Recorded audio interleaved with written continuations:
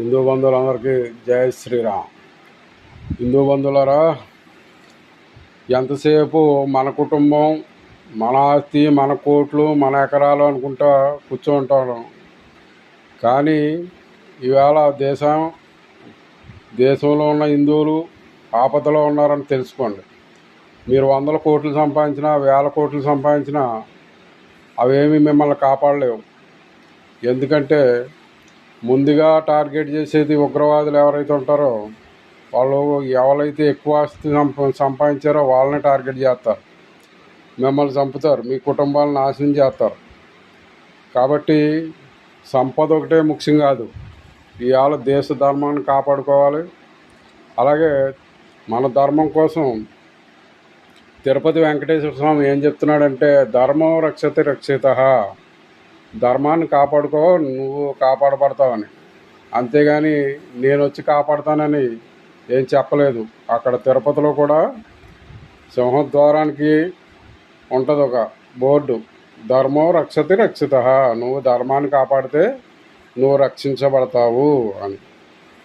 మరి ధర్మాన్ని రక్షించి నువ్వు రక్షించబడతావు, నీ కుటుంబాన్ని కాపాడుకుంటావో, లేకపోతే నా పిల్లలు, నా ఆస్తులు, నా కోట్లు అంటూ ఆ డబ్బులు అమ్మడబడి ఈ దేశ ధర్మాలని నాశనం చేసుకుంటావో, దేశాన్ని నాశనం చేసుకుంటావో నీ ఇష్టం.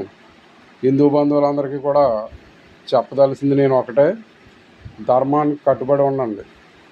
ధర్మం కోసం ఆర్ఎస్ఎస్ లాంటి సంస్థలు చాలా ఉన్నాయి ఈ దేశ రక్షణ కోసం.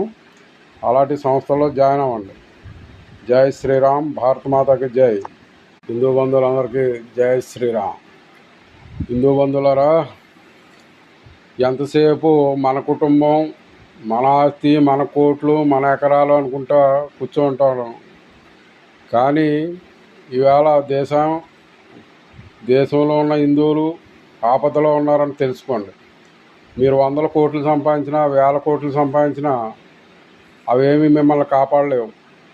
ఎందుకంటే ముందుగా టార్గెట్ చేసేది ఉగ్రవాదులు ఎవరైతే ఉంటారో వాళ్ళు ఎవరైతే ఎక్కువ ఆస్తి సంపాదించారో వాళ్ళని టార్గెట్ చేస్తారు, మిమ్మల్ని చంపుతారు, మీ కుటుంబాలను నాశనం చేస్తారు.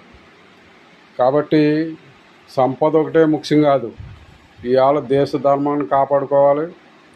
అలాగే మన ధర్మం కోసం తిరుపతి వెంకటేశ్వర స్వామి ఏం చెప్తున్నాడంటే, ధర్మం రక్షతి రక్షిత, ధర్మాన్ని కాపాడుకో, నువ్వు కాపాడబడతావని. అంతేగాని నేను వచ్చి కాపాడుతానని ఏం చెప్పలేదు. అక్కడ తిరుపతిలో కూడా సింహద్వారాన్ని